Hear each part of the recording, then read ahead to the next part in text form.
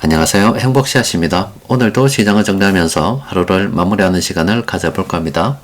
오늘 우리 시장은 코스피, 코스닥 둘 다 좋지 않았습니다. 코스피는 2.73%, 코스닥은 1.79% 하락 마감했습니다. 시장 수급을 들여다보면은 코스피, 코스닥 둘 다 개인들만 순매수를 하고 외국인하고 기관들은 동시에 순매도를 했습니다. 어제만 하더라도 기관들 좀 매수하고 괜찮았는데 갑자기 분위기가 좀 냉랭해졌습니다. 돈 흐름을 좀 본다더라도 이 프로그램 매매 들여다보면은 어제 조금 괜찮았잖아요. 차익에서도 들어왔었는데 특히 오늘은 차익에서 비차익에서 거의 한 2조 가까운 돈을 순매도했습니다.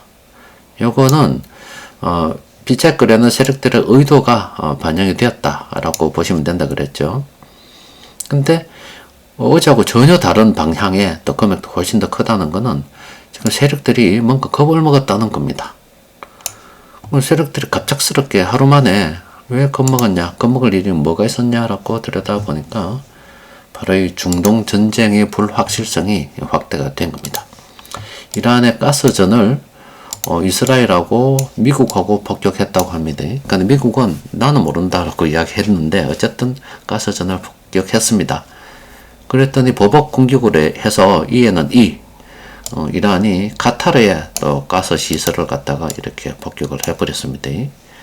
그래서 지금 트럼프 대통령이 내 성격 알지? 해서 니 한 번만 더 공격하면은 이거 내 정말 박살낸다? 이렇게 된 거예요. 그러니까 지금 계속 강대강으로 나가고 있으면서 이 중동에 대한 이 전쟁이 오리무중이다. 어디로 갈지 어디로 튈지 아무도 모른다 이 말입니다. 그러니까 세력들이 쪼린 것 같아요. 오늘은. 어제만 해도 좀 분위기 괜찮았는데 한 2조 가까운 돈을 갖다 이렇게 매도 때려버렸다고. 이거는 뭐 조건을 갖다 입력한다고 그랬죠. 분명히 이렇게 되면 내일도 이렇게 매도가 나올 가능성이 크다고 보면 되겠죠. 그래서 세력들이 저렇게 쪼려가지고 있는데 우리가 지금 어떻게 들어가냐고, 지금 시장 수급을 보면 어떻게 들어가냐고 기다릴 수밖에 없겠죠. 또 게다가 돈이 여기 좀 하면 연준에서 기준금리 결정을 했는데 동결했습니다. 동결. 연준 입장도 방법이 없죠. 지금은 좀 지켜보는 수밖에 없지 않겠습니까? 상황이 어떻게 정리가 되어야 후속 조치를 하지 실시간으로 상황이 변해가고 있는데 어떤 조치를 취합니까? 그 연준에서도 지금 이렇게 관망을 좀 하고 있는 겁니다.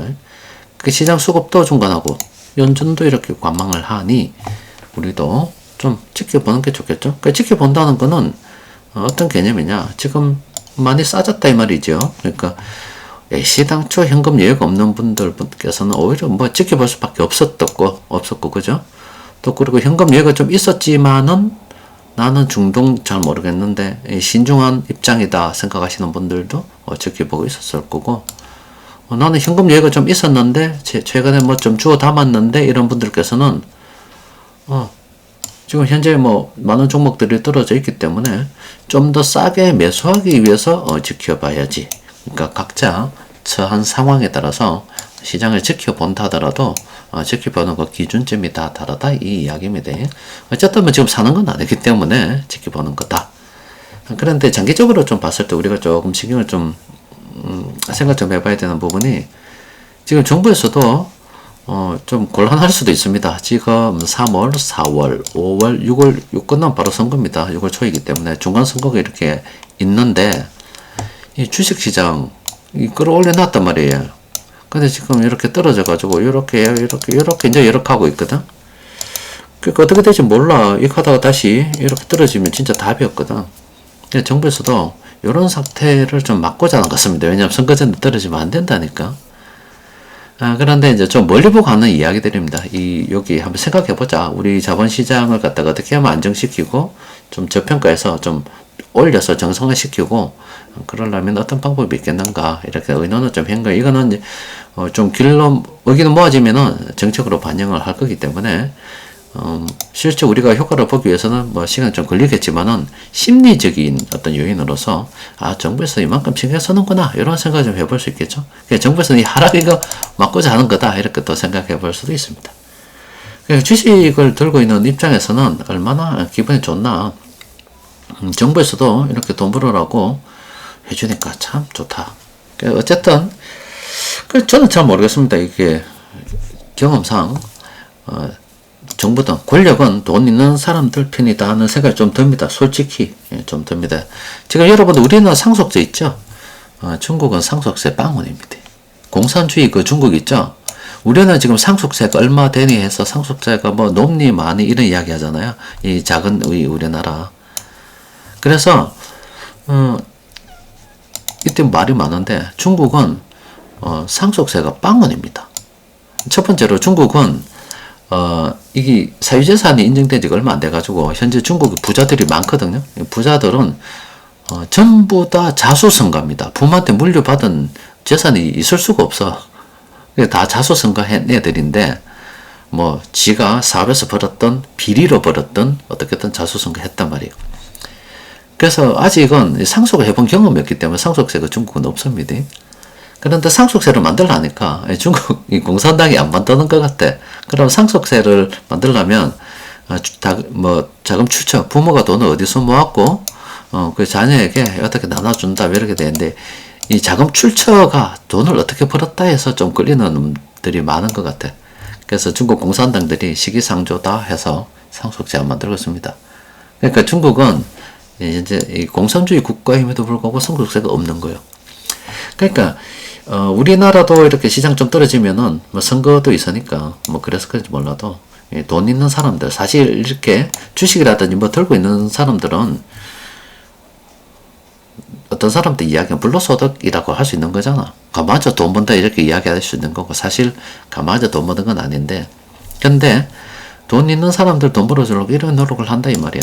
또 그리고 중국 같은 나라도 그 사유재산 뭐 공산주의 사회 평등한 그 이야기하는 공산주의 사회인데 상속세에 대해서는 이야기 안 해. 그러니까 권력은 돈 있는 놈들 편이더라 이 이야기입니다. 그럴 것 같으면은 권력하고 맞부딪혀 싸워봤자 좋은 게 하나도 없더라.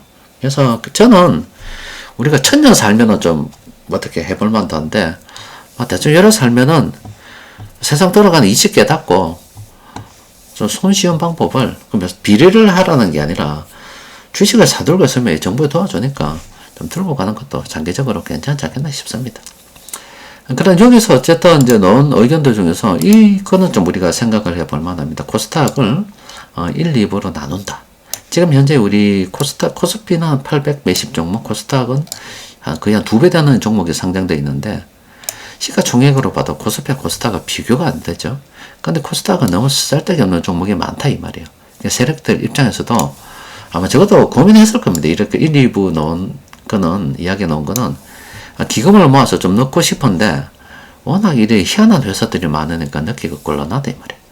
그래서 1부 나누고 2부 나누고 0대 나눈 것들 이렇게 나눠가지고 이게 좀 비율이 안 맞다. 1부, 2부 대단한 것들에서 이 대단한 것들은 언제든지 날릴 준비하던 거고 여기서는 뭐 지금 현재 코스닥처럼 그렇게 혼란스러운 시장이 되는 거고 요거는 그나마 좀 관리해서 큰 돈 기금들을 좀 이쪽으로 좀 끌어넣으려고 하는 것 같아요.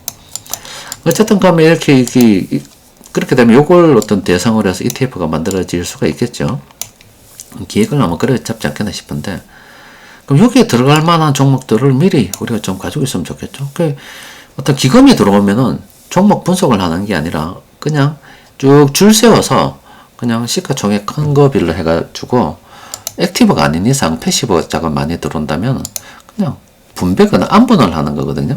그러면은 지금 현재 이 코스닥 종목들 중에서 좀 액티브하게 가고 싶은 분들께서는 돈이 들어올 거니까 시가총액의 큰 종목들 쭉 정리해가지고 망하면 안 되잖아요. 그러니까 이자 보상 비율 같은 거 조금 연구해서 영업으로 돈은 좀 벌어서 이렇게 이자 정도는 갚아가는 이런 회사들을 좀 대상으로 일부 좀 뽑아서 가지고 있다면은 투자 전략으로 괜찮지 않을까. 그러니까 지금 현재 시장이 좀 무너졌을 때 코스닥도 많이 무너지니까 코스피 같은 경우는 뭐 하던 대로 하고 저는 제약, 건설, 제약을 좀 이번에 매수했다 그랬죠. 건설도 조금 괜찮을 것 같다 생각을 하는데 코스피는 코스피대로 진행을 하는 가운데 코스닥을 어느 정도 좀 보유하고 있다 그러면은 방금 드린 내용을 참고 좀 해서 시가총액이 크고 영업에서 이자 정도는 빚는 거 이자 정도는 내고 낼 수 있는, 부담할 수 있는 그런 시가총액이 큰 기업들을 좀 관심을 가지고 연구해 보는 게 좋지 않겠나 싶습니다. 자, 각자 처한 상황에 따라서 그렇게 투자를 진행하는 겁니다. 어쨌든 지금 여러 가지 어떤 상황에 따라 다르겠지만 관망이다. 또 그리고 그러면 현재 시장에서 돈 들어와 있고 있는 게 어떤 거냐? 요거가 이제 좀 돈이 좀 들어와 있죠.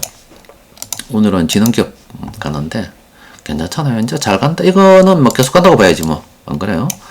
계속 간다고 봐야 될 것 같고, 최근 들어서 GS건설 이거 안 가다가 이게요. 이게 참 우리가 본지 참 오래됐는데 GS건설 본지가 좀 오래됐지요. 이거 오래됐습니다. 2013년도부터 봤기 때문에 좀 오래됐습니다. 좀 오래됐는데 이제 조금 꿈틀거린다. 그죠? GS건설이 조금 꿈틀거리고 있습니다. 또 그리고 여기 있는 종목들 있죠. 여기 현재 돈이 들어와 있는 거라서 요건 보유이고, 그럼 여기에서 우리가 좀 관심을 가지고 연구를 좀 해봐야 되겠죠. 자꾸 이제 좀 미리 조금 분석을 해놨는 거예요. 현금 흐름이 괜찮고 뭐가 괜찮고 뭐가 괜찮은 거 분석을 해놓게 되면은 나중에 돈 들어올 때 그거 바로 사보면 되잖아요. 요거 우리가 이쪽에 있는 것들 요거 좀 해봐야 됩니다. 어쨌든 이 중동 전쟁이 불확실성이 좀 높아졌습니다. 그러다 보니까 야씨 바로 보입니다. 바로 보여. 이 새끼들 보세요. 2조 가까운 돈을 갖다가 비차익에서 때려붙다. 이 세력 아이고 세력들이 저래 쪼리가 있는데 우리가 왜 나서나 이 말이야. 오늘은 여기까지 정리하도록 하겠습니다. 이상입니다.